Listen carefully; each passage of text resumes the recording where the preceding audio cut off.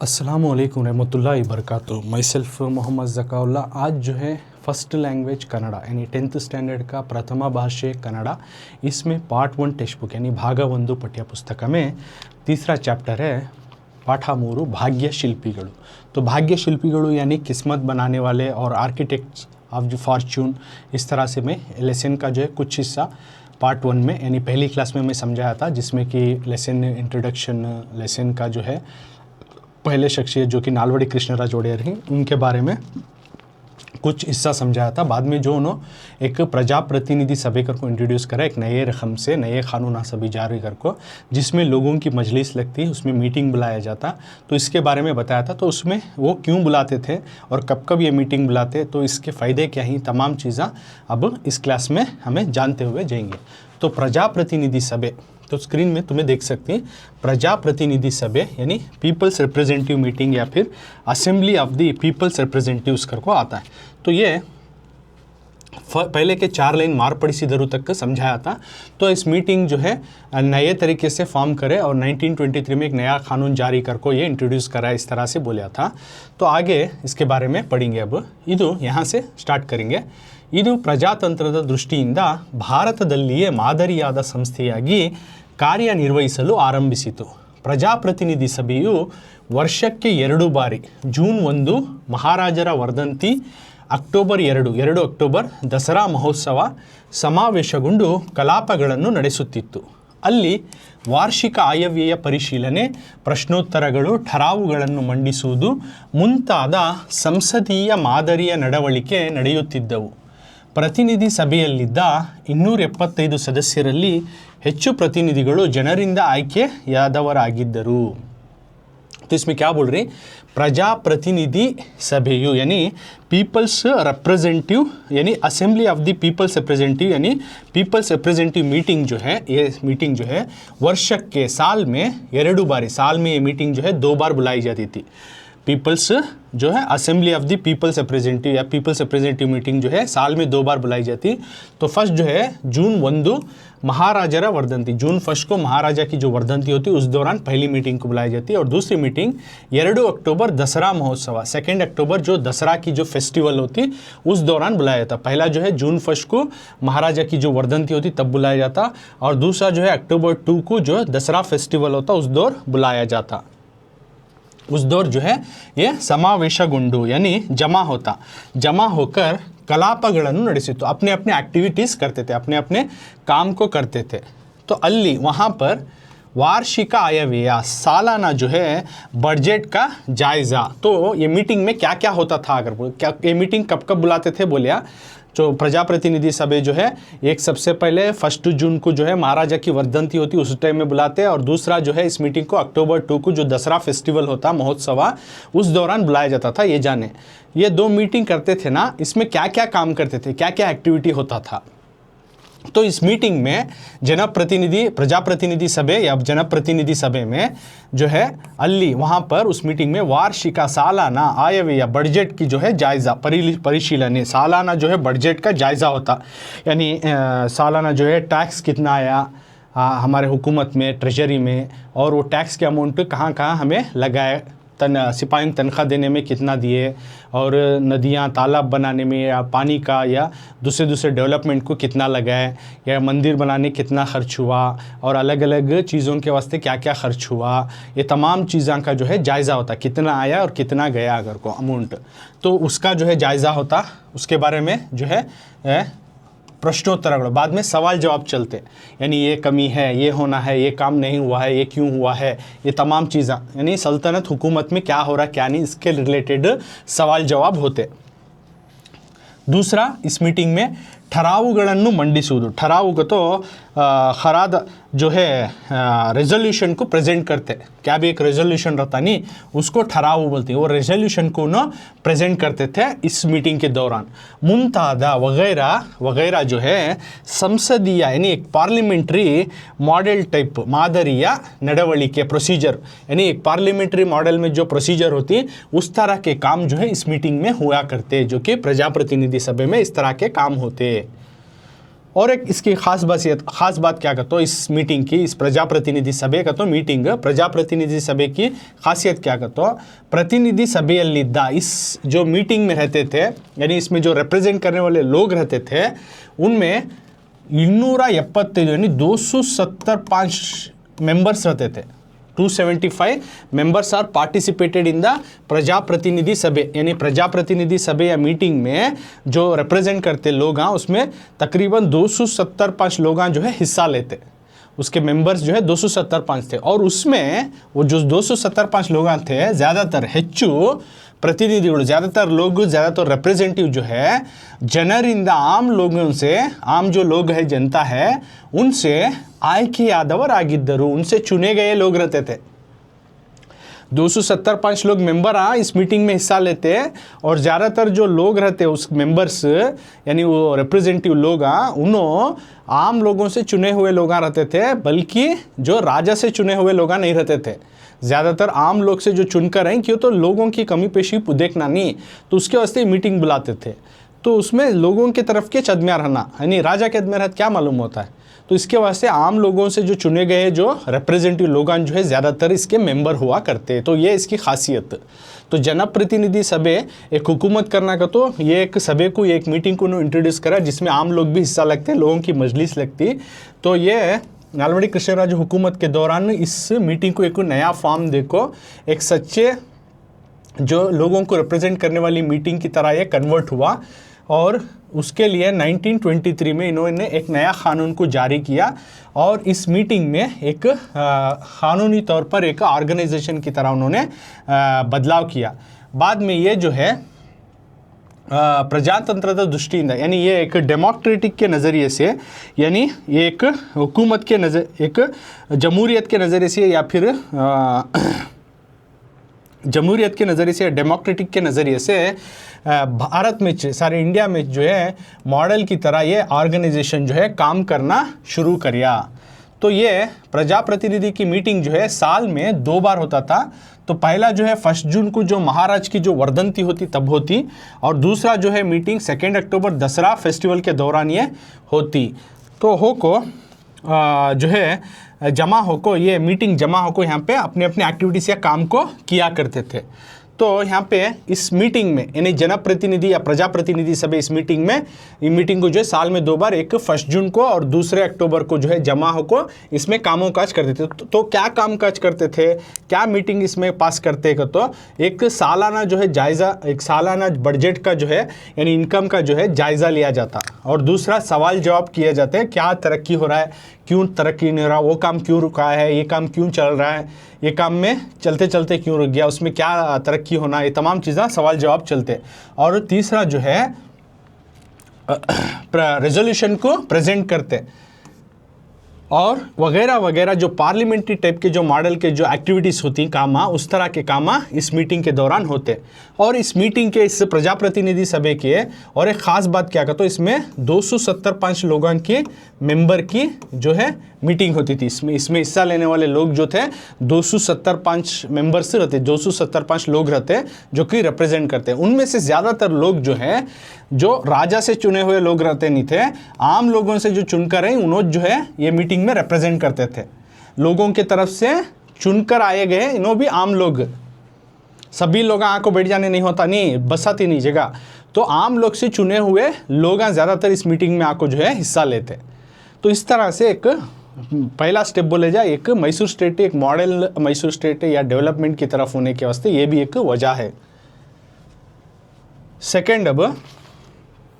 Second इन्हों क्या introduce करा है, नालवड़ी कृष्णराज वडेयर जो किंग ही उन्हों। तो तुम ना प्रजाप्रतिनिधि सभे की पिक्चर दिखाता हूँ इनके दौर में जो देख सकते। तो जना प्रजाप्रतिनिधि सभे जो 1 जून को होता, 1 जून और 2 अक्टूबर को कुछ इस तरह से होता। राजा बैठते, आम लोगों की इस तरह से अतराफ मजलिस लगती, तो उसमें बातें चीतें चलती, क्या होना क्या नहीं, इसके बारे में ये पास होता। तो ये प्रजाप्रतिनिधि सभे। नेक्स्ट न्याय विधायक सभे। नालवड़ी कृष्णराज ने दूसरे चीज़ को इंट्रोड्यूस कराया, वो था न्याय विधायक सभे, दूसरी मीटिंग जिसको बोलते कि जुडिशियरी, इंग्लिश में न्याय विधायक, जुडिशियरी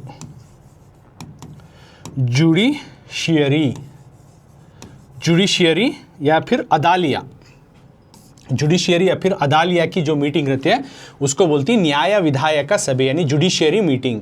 तो इसमें लेसन को पढ़ेंगे, ನಾಲ್ವಡಿ ಕೃಷ್ಣರಾಜರು 1907ರಲ್ಲಿ ನ್ಯಾಯ ವಿಧಾಯಕ ಸಭೆಯನ್ನು ಸ್ಥಾಪಿಸಿದರು। ಇದರ ಸದಸ್ಯರ ಸಂಖ್ಯೆ 50, ಇದರಲ್ಲಿ ಜನರಿಂದ ಆಯ್ಕೆಯಾದವರು 22 ಸದಸ್ಯರು। ಮೇಲ್ಮನೆಯ ರೀತಿಯಲ್ಲಿ ಕಾರ್ಯನಿರ್ವಹಿಸುತ್ತಿದ್ದ ಈ ಸಂಸ್ಥೆ ಜೂನ್ ಮತ್ತು ಡಿಸೆಂಬರ್ ತಿಂಗಳುಗಳಲ್ಲಿ ಬೆಂಗಳೂರಿನಲ್ಲಿ ಸಮಾವೇಶಗೊಳ್ಳುತ್ತಿತ್ತು। ಪ್ರಜಾಪ್ರತಿನಿಧಿ ಸಭೆಯಲ್ಲಿ ಮಂಡಿಸಿದ ಎಲ್ಲ ವಿಷಯಗಳನ್ನು ವಿಮರ್ಶಿಸುವ ಅಧಿಕಾರ ಆ ಸಭೆಗೆ ಇದ್ದಿತು। ಮುಖ್ಯವಾಗಿ ಯಾವುದೇ ಕಾನೂನನ್ನು ಜಾರಿಗೊಳಿಸಲು ಆ ಸಭೆಯ ಅನುಮತಿ ಅಗತ್ಯವಾಗಿತ್ತು। ಆ ಸಭೆಗೆ ಸರ್ಕಾರದ ಖರ್ಚುಗಳನ್ನು ಕಡಿಮೆ ಮಾಡುವ ಅಧಿಕಾರ ಸಹ ಇದ್ದಿತು। तो दूसरा जो इन्होंने इंट्रोड्यूस करा है वो था न्याय विधायक सभे यानी जुडिशियरी। अदालिया की जो मीटिंग थी, जुडिशियरी की मीटिंग थी, उसको इन्होंने इंट्रोड्यूस कराया। न्याय विधायक का मतलब जुडिशियरी यानी अदालिया बोलती उर्दू में। तो अदालिया की जो मीटिंग यानी जुडिशियरी कानूनों की जो मीटिंग है वो करे। तो उसमें नालवಡಿ कृष्णराज ಒಡೆಯರ್ जो किंग ही उन्होंने 1907 1907 में न्याय विधायक सभे यानी एक जुडिशियरी की मीटिंग को इन्होंने जो है फाउंड किया यानी उसकी स्थापना की।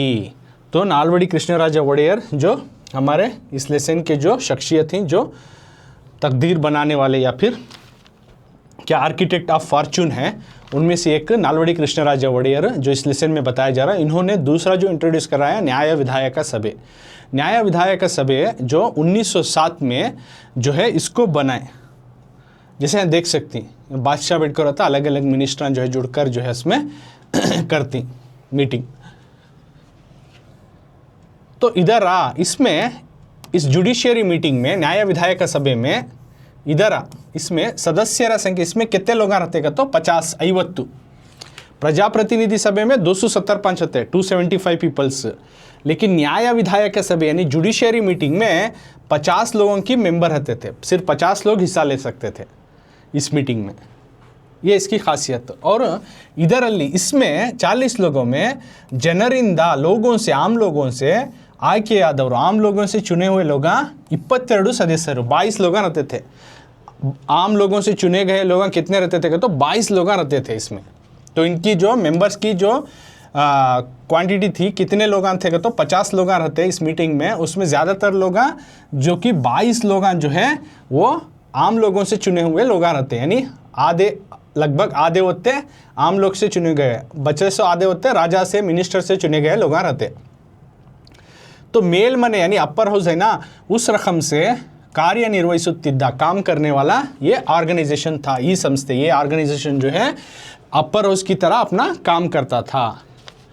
जून ಮತ್ತು ಡಿಸೆಂಬರ್ ತಿಂಗಳಲ್ಲಿ जून और दिसंबर के महीने में बेंगलुरुನಲ್ಲಿ जो न्याय विधायक सभे ये मीटिंग जो था जून और दिसंबर के महीने में होता। कहाँ बेंगलुरुನಲ್ಲಿ समावेशಗೊಳ್ಳುತ್ತಿತ್ತು, बेंगलुरु में जमा होता था। जब बेंगलुरु में जो है इस मीटिंग को बुलाया जाता, कब जून और दिसंबर के महीने में। जून और दिसंबर के महीने में ये भी जो है साल में 2 बार जो बेंगलुरु में जो है इसमें इस मीटिंग को बुलाया जाता न्याय विधायक सभे को।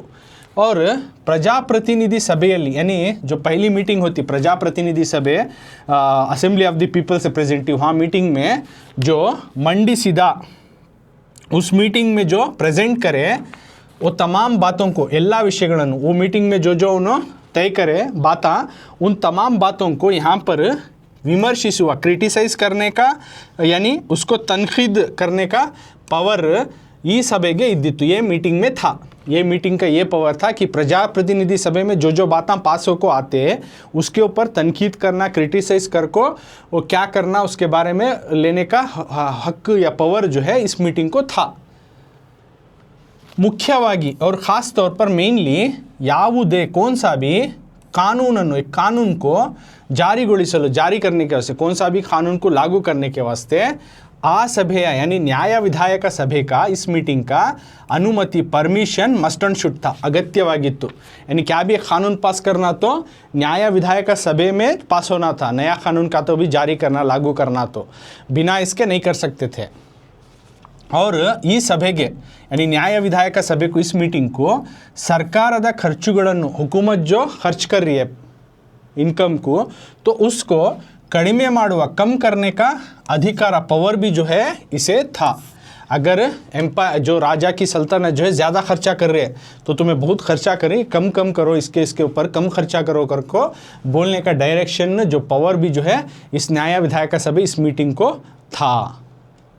तो न्याय विधायक सभा प्रजा प्रतिनिधि सभा का दूसरा जो है सभा दूसरा मीटिंग जो कि नालवड़ी कृष्णराज वोडेयर जो है 1907 में इस मीटिंग को इंट्रोड्यूस कराए न्याय विधायक सभा को। इसमें 50 लोगों का मेंबर रहते हैं, उसमें ज़्यादातर लोग जो है चुने होते थे, 22 लोग जो है लगभग जो है आम लोगों से चुने हुए लोग रहते।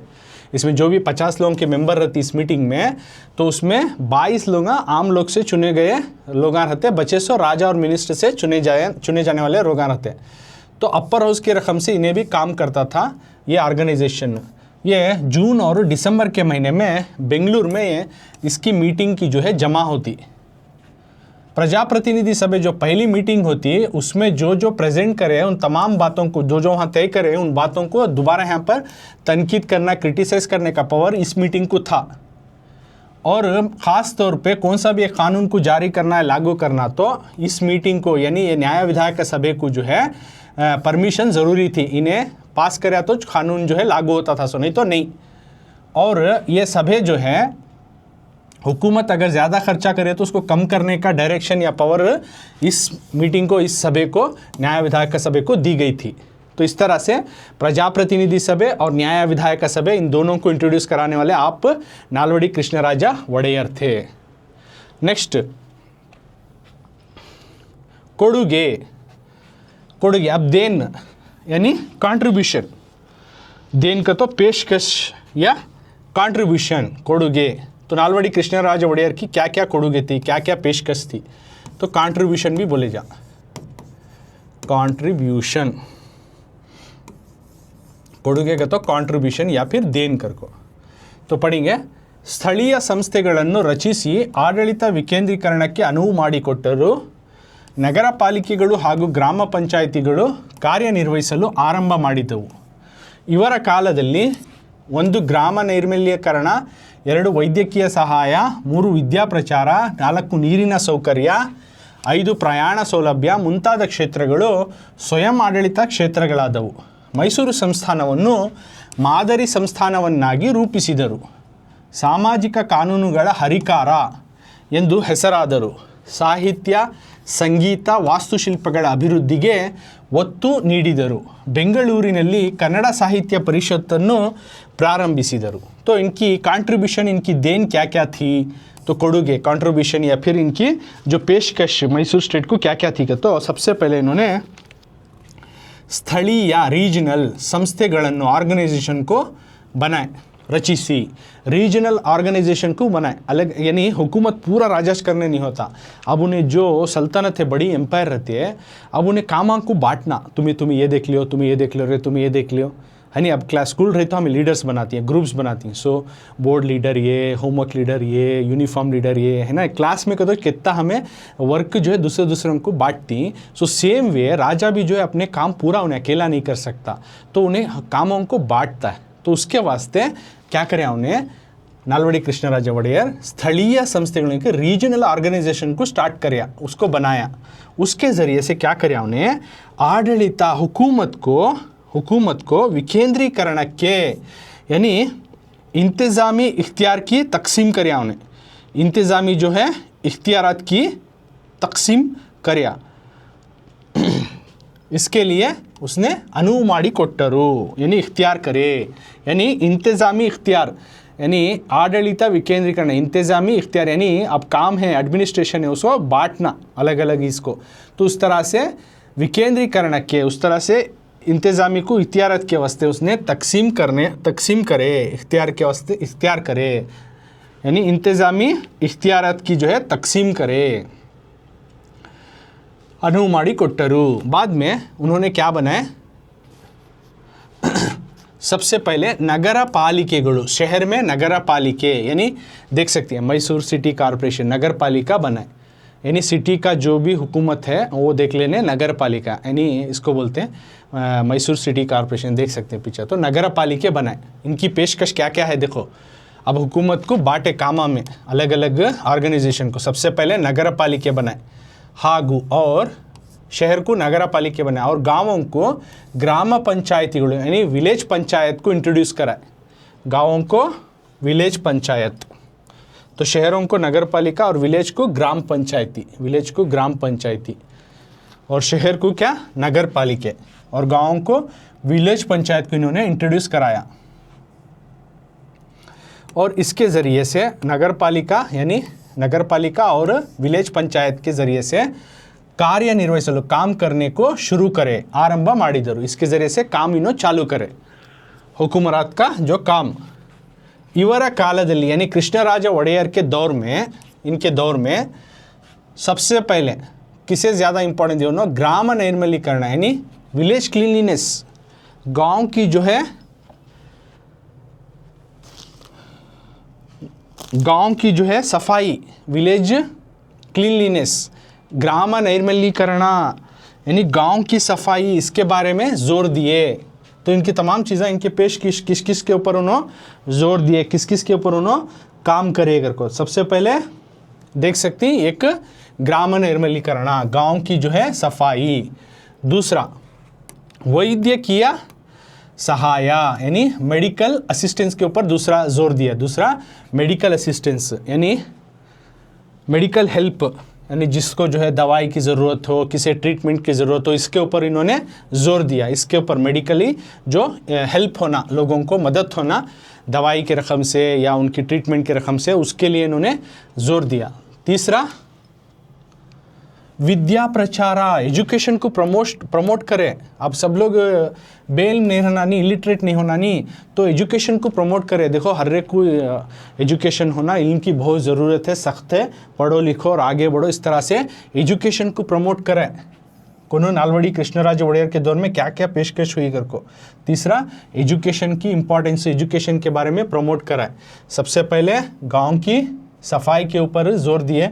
दूसरा मेडिकल असिस्टेंस, जिसे भी मेडिकल की जो दवाई की हेल्प होना, ट्रीटमेंट की हेल्प होना, इसके ऊपर उन्होंने काम किया। तीसरा जो है एक एजुकेशन को प्रमोट किया। देखो इल्म सीखो, पढ़ो, बढ़ो, इसका बहुत इंपॉर्टेंस है अगर को, इसके बारे में प्रमोट करे एजुकेशन। बाद में नीरिना सौकर्य, वाटर फैसिलिटी, पानी की सहूलियत।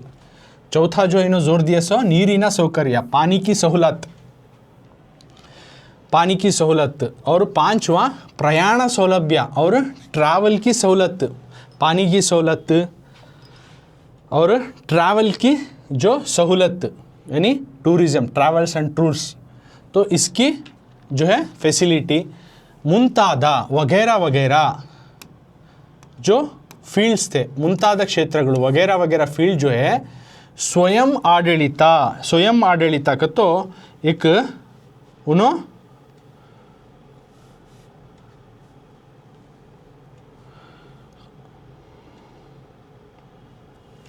एक स्वयं आडಳಿತ यानी सेल्फ गवर्निंग एरियाज बने, क्षेत्रಗಳಾದವು, सेल्फ गवर्निंग एरियाज बने, क्षेत्रಗಳು स्वयं आडಳಿತ क्षेत्रಗಳಾದವು। तो ये फील्ड पूरे जो है सेल्फ गवर्निंग जो एरियाज बने, इनके ऊपर जोर भी दिया। उन्होंने इनको सेल्फ गवर्निंग बनाए, इन्होंने खुद जो है अपने आप की जो देख रेख कर ले को, उनकी जो है कंट्रोल करना, उस तरह के ऑर्गेनाइजेशन इनको बनाए।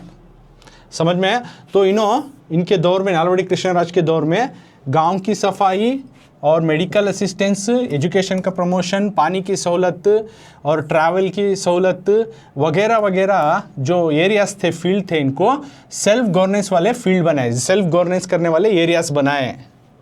बाद में इनके ऊपर और जोर भी दिए। मैसूर संस्थानವನ್ನು और मैसूर की जो स्टेट को, मैसूर की जो रियासत को मादरी, एक मॉडल रियासत की तरह, मॉडल रियासत की तरह, मादरी संस्थानವನ್ನಾಗಿ यानी एक मॉडल रियासत या मॉडल किंगडम की तरह उन्होंने बनाए। बाद में इनका नाम पड़ा सामाजिक कानूनुಗಳ हरिकारा, पायोनियर ऑफ सोशल लॉस करको इनको लक़ब दिया। इस तरह से इन्होंने ये तमाम काम करने की वजह से इनको पायोनियर ऑफ सोशल लॉस यानी इस तरह से एक लक़ब भी दिया इनको, पायोनियर ऑफ सोशल लॉस करको। इतने सभी माशरे में जो तरक्की और सुधारे लाए, तो इनको एक सामाजिक, एक माशरे के क़ानूनों का एक पायोनियर ऑफ सोशल लॉस करको इस तरह से इन्हों जो है नाम बनाए इंदु हेसरादरू। और साथ में साहित्य, लिटरेचर, संगीता, म्यूजिक, वास्तुशिल्प यानी आर्किटेक्चर, अभिवृद्धिगे यानी तरक्की को ಒತ್ತು ನೀಡಿದರು, जोर दिए, इनके तरक्की के वास्ते जोर दिए। लिटरेचर, म्यूज़िक और आर्किटेक्चर की डेवलप और तरक्की के वास्ते इन्होंने जोर दिया। बेंगलुरु में कन्नड़ साहित्य परिषद, बेंगलुरु में जो है कन्नड़ साहित्य परिषद को जो है शुरू करे। और बेंगलुरु में एक कन्नड़ साहित्य परिषद जो देख सकती हैं तुम्हें, तो इसको कन्नड़ा को बचाना, आगे बढ़ना, कन्नड़ा की लिटरेचर को, लैंग्वेज को कर को एक कन्नड़ा साहित्य परिषद तो कर को स्टार्ट करे, जिससे कि कन्नड़ा को ज़्यादा जो है एक रीजनल लैंग्वेज बने, एक एडमिनिस्ट्रेटिव लैंग्वेज बने, इसको इम्पोर्टेंट दिया जाए इस ज़बान को कर को एक ऑफिस स्टार्ट करे, दैट इज़ कॉल्ड कन्नड़ा साहित्य परिषद। तो ये बेंगलुरु में है, तो इसको भी इन्होंने चालू किया। तो ये तमाम चीज़ें इनके देन, नालवड़ी कृष्णराज वडेयर हमारे इस लेसन की जो हीरो हैं, तो उनकी देन नालवड़ी कृष्णराज वडेयर किंग के, ये तमाम चीज़ें देन इनके क्या क्या बोल रही। सबसे पहले जो है एक रीजनल ऑर्गेनाइजेशन की तरह बनाकर काम को जो है क्या करें, उन्होंने इंतज़ामी इख्तियारात की तकसीम करें। बाद में उसमें नगर पालिका और ग्राम पंचायती को, यानी शहर में नगर पालिका जो है एडमिनिस्ट्रेशन करना, यानी हुकूमत का कंट्रोल करना, दूसरा गाँव में ग्राम पंचायती का जो है इन्हें हुकूमत को देख लेना, इस तरह से इन्हों काम करना शुरू करा, इनको इंट्रोड्यूस करा। बाद में इनके दौर में जो है गांव की सफाई हो, तो पिक्चर के थ्रू दिखाता हूँ। ग्राम निर्मलीकरण, गांव की सफाई हो, या फिर वैद्यकीय सहाय हो यानी मेडिकल असिस्टेंस हो, या फिर विद्या प्रचार, एजुकेशन प्रमोशन हो, नीरिನ सौकर्य यानी पानी की सहूलत हो, या और प्रयाण सौलभ्य, ट्रैवलिंग जो सहूलत हो, यानी सफ़र की सहूलत हो, इन एरियाज़ को सेल्फ गवर्निंग के एरियाज़ बनाए, यानी इनको खुद पावर दिए कि तुम्हें सेल्फ गवर्नेंस करो अगर को। और इस वजह से इनको एक सामाजिक कानूनुगला हरिकारा, एक पायोनियर ऑफ सोशल लॉ कर को इनको लक़ब दिया गया। उसके साथ साथ उन्होंने उतना ही नहीं, कन्नड़ा के लिटरेचर को, म्यूज़िक को और आर्किटेक्चर के डेवलपमेंट को भी जोर लगाया। और साथ में कन्नड़ा को बचाना कर को बेंगलुरु में कन्नड़ा साहित्य परिषद को जो है इन्होंने स्टार्ट किया। ये तमाम चीज़ें इनके देन। और आगे इतना ही नहीं, और क्या क्या इनकी देने देखेंगे। मैसूरू, अरसीकेरे, बेंगलुरु, चिक्कबಳ್ಳापुर, चिक्कजाजूरू, चित्रदुर्ग, ನಂಜನಗೂಡು, ಚಾಮರಾಜನಗರ, ತರೀಕೆರೆ ಟು ಶಿವಮೊಗ್ಗ ಟು ಆನಂದಪುರ, ಈ ಎಲ್ಲ ರೈಲು ಮಾರ್ಗಗಳನ್ನು 1931 ವೇಳೆಗೆ पूरैಸಲಾಯಿತು। यानी इन्होंने रेल लाइन्स को स्टार्ट करे, यानी ये जगह को रेलवेज़ को स्टार्ट करे, रेल लाइन्स को लगाए। रेल लाइन्स लगाए तो यानी पट्टे लगाए तो ना वो गाँव को जाने होता है, उसके ऊपर रेल जाने होता है, तो इन्होंने रेल लाइन्स को लगाया। कौन से जगहों को इनके दौर में, देखो एक मैसूर से अरसीकेरे, मैसूर और अरसीकेरे बेंगलुरु, वहाँ से Chikkaballapur, Mysore to Arsikere to Bengaluru to Chikkaballapur, इधर जो है रेल की पटरियाँ लगाए जिससे कि रेल दौड़ सके, ये काम को करें, ये एरिया में लगाए। बाद में चिक्कजाजूरू टू चित्रदुर्गा को जो है रेलवे लाइन्स लगाए, यानी जो है ट्रेन की लाइन्स लगी जिससे कि ट्रेन जा सके। बाद में ನಂಜನಗೂಡು टू चामराजनगर, ನಂಜನಗೂಡು से चामराजनगर तक रेल लाइन्स लगाए। उसके बाद तरीकेरे टू शिवमोग्गा, वहाँ से फिर आनंदपुरा, तरीकेरे से शिवमोग्गा जाना, फिर वहाँ से आनंदपुरा, इस तरह की वहाँ भी ये जो है ट्रेन की लाइन्स लगाए। ये ಎಲ್ಲ ರೈಲು ಮಾರ್ಗಗಳು, तमाम रेलवेज़ को, तमाम जो है ट्रेन लाइन्स को जो है 1931 में, यानी रेलवेज़ को 1931 में, ये तमाम रूटों के जो रेलवेज़ को जो है 1931 तक पूरा ही साल तो कंप्लीट करे, यानी इनकी हुकूमत के दौरान 1931 तक इन तमाम जगह रेलवेज का काम पूरा कर डाले, यानी यहाँ रेल आना जाना शुरू होगी ये प्लेसेस में, Mysore to Arsikere to Bengaluru to Chikballapur, फिर चिक्काजाजूर टू चित्रदुर्ग, और फिर नंजनगुड टू चामराजनगरा, तरीकेरे टू शिवमोगा आनंदपुर, और ये तमाम जगहों पर जो है अल्हम्दुलिल्लाह एक्सक्यूज़ मी, तो रेलवेज को इन्होंने इंट्रोड्यूस कराया और कंप्लीट भी इसका काम करा डाले, और ट्रेन चलना फिरना शुरू होगी 1931 तक। उसके बाद और क्या इन्होंने जो है कंट्रीब्यूशन की या फिर देन दी, पेशकश दी।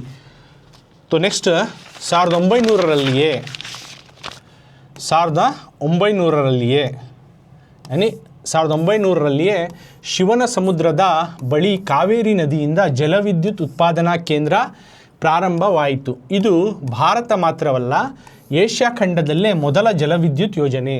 1907ರಲ್ಲಿ Vanivilasa Sagara Marikanive ಕಟ್ಟಲ್ಪಟ್ಟಿತು.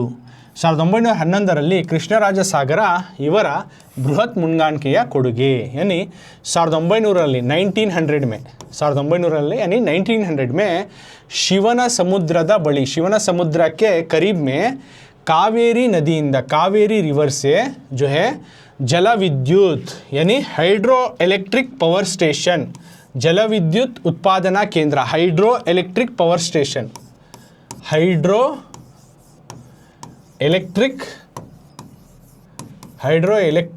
Power station,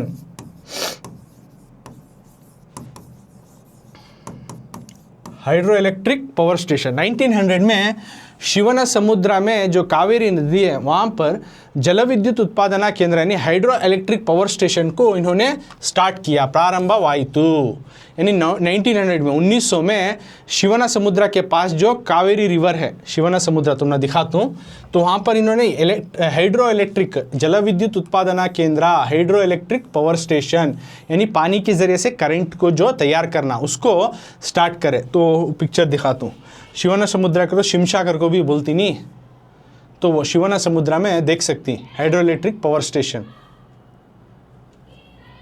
hydro electric power station को इन्होंने जो कि शिवन समुद्र शिमशा के पास है, वहाँ कावेरी रिवर कने, कावेरी रिवर कावेरी की नदी भी बहती है, तो वहाँ पर इन्होंने जो है हाइड्रो इलेक्ट्रिक पावर स्टेशन यानी पानी के ज़रिए जो करंट बनता हो उसको इन्होंने बनाया। वो भी नालवडी कृष्णराज वोडेयर को ही जाता है, इसको बनाने में इनका बहुत बड़ा रोल है। तो समझ में है ना, शिवन समुद्र के पास जो हाइड्रो इलेक्ट्रिक पावर स्टेशन बोलते हैं, यानी पानी के ज़रिए से जो करंट बनता हो उसको इन्होंने बनाया। बाद में ये जो है हाइड्रो इलेक्ट्रिक पावर स्टेशन जो है भारत मात्रवಲ್ಲ, सिर्फ भारत में नहीं एशिया खंडदल्ले पूरे एशिया कॉन्टिनेंट में जो है मोदला फर्स्ट जो है जल विद्युत योजना यानी वाटर इलेक्ट्रिक एक योजना थी, वाटर की इलेक्ट्रिक योजना यानी हाइड्रो इलेक्ट्रिक पावर स्टेशन जो है सिर्फ भारत में नहीं है, पूरे एशिया जो कॉन्टिनेंट है, एशिया कितना बड़ा कॉन्टिनेंट है, उसमें कितने सारे मुल्क आते हैं, तो मैं देख सकती हैं दिखा रही first hydro electric power station इन साउथ एशिया, पूरे एशिया में ही सबसे पहले जो है hydro electric power station start होने वाला जगह इंडिया बना, इंडिया के मैसूर स्टेट में बना। और 1907 और 1907 में 1907 वाणीविलास सागर मारीकणिवे, वाणीविलास सागर नाम का जो मारीकणिवे आता उसको इन्होंने बने, वाणीविलास सागर मारीकणिवे कर को आता है तो उसको इन्होंने बने, वो डैम को बने वाणीविलास सागर को 1907 में 1907 में वाणीविलास सागर को बने, उसको बोलती मारीकणिवे कर को भी बोलती। और सबसे वेरी इंपॉर्टेंट 1911 में कृष्णराज सागर KRS डैम, ये एक बहुत बड़ा देन एक पेशकश इनके ज़रिए से हुआ, एक बहुत बड़ी एक बिग कंट्रीब्यूशन ना, एक पेशकश क्या कहते हो KRS का जो डैम है वो बिल्ड करा 1911 में, इन्हीं के हुकूमत के दौरान जो है वो ख़त्म हुआ बने। तो KRS का डैम तुम्हें देख सकती, तो उसको बोलती कृष्णराज सागर, शॉर्ट में KRS बोलती। कृष्णराज सागर का जो प्रोजेक्ट था यानी वो डैम, वो पानी को रोक को एक तरफ ये करना, वो तमाम चीज़ें वो कंस्ट्रक्ट होना 1911 में 1911 में कृष्ण सागर का एक बहुत बड़ा एक पेशकश इनके द्वारा हुआ, तो ये भी इनकी पेशकश है। तो इसमें देखें कि 1900 में सबसे पहले शिवनसमुद्रा में 1900 में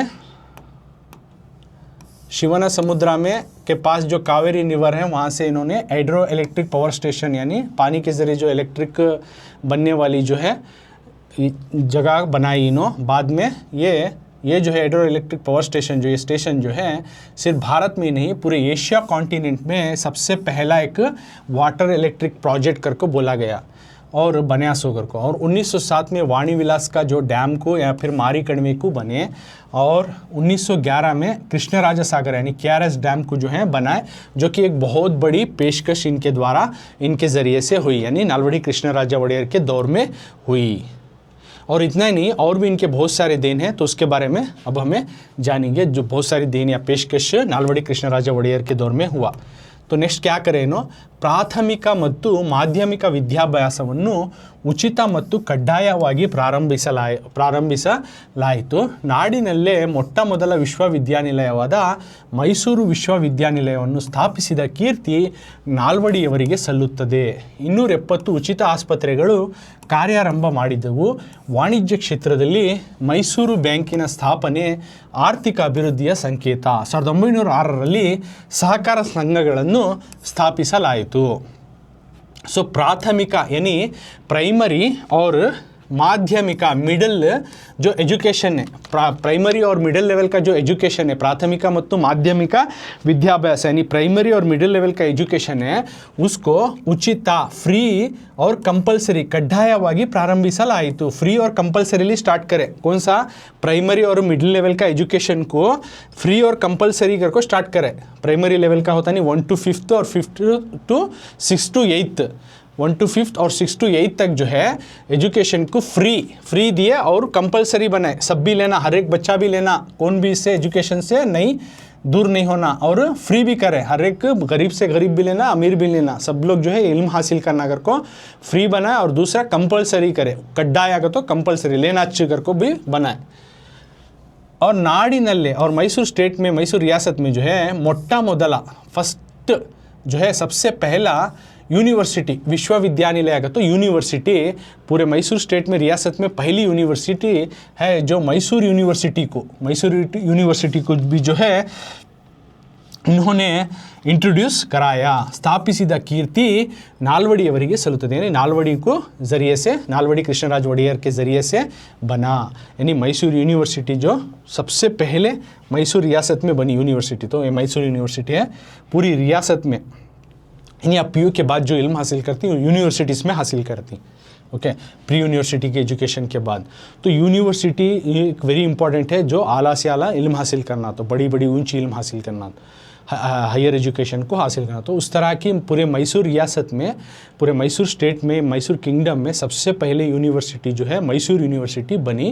ये मैसूर यूनिवर्सिटी जो है बनाए सो भी कौन का, तो नालवड़ी कृष्णराज वड़ेयर जो कि हमारे इस लेसन के हीरो हैं. नेक्स्ट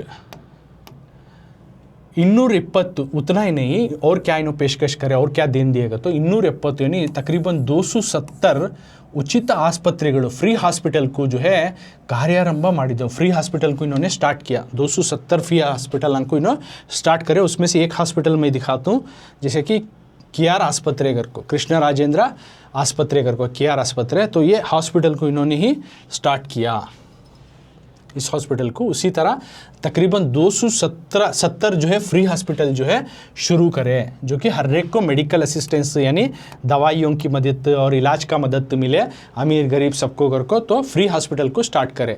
और वाणिज्य क्षेत्रದಲ್ಲಿ कमर्शियल प्लेसेस में, कमर्शियल फील्ड में जो है मैसूर बैंकिನ ಸ್ಥಾಪನೆ, यानी मैसूर बैंक को जो है इन्होंने फाउंड किया. मैसूर बैंक को जो है इंट्रोड्यूस करा कमर्शियल डेवलपमेंट के वास्ते. कमर्शियल के सेक्टर में डेवलपमेंट लाना, तरक्की लाना घर को मैसूर बैंक को इंट्रोड्यूस कराए. सबसे पहले मैसूर बैंक बनाए, जो कि इससे एक आर्थिक, ये इकोनॉमिकल डेवलपमेंट की एक निशानी. और 1906 में ಸಹಕಾರ ಸಂಘಗಳನ್ನು कोऑपरेटिव ऑर्गेनाइजेशन को भी सहा इन्होंने स्टार्ट करे, कोऑपरेटिव ऑर्गेनाइजेशंस को भी इन्होंने स्टार्ट किया। तो ये तमाम चीज़ें इनके पेशकश या देन है। सबसे पहले इन्होंने प्राइमरी और मिडिल स्कूल के एजुकेशन को फ्री और कंपलसरी बनाए।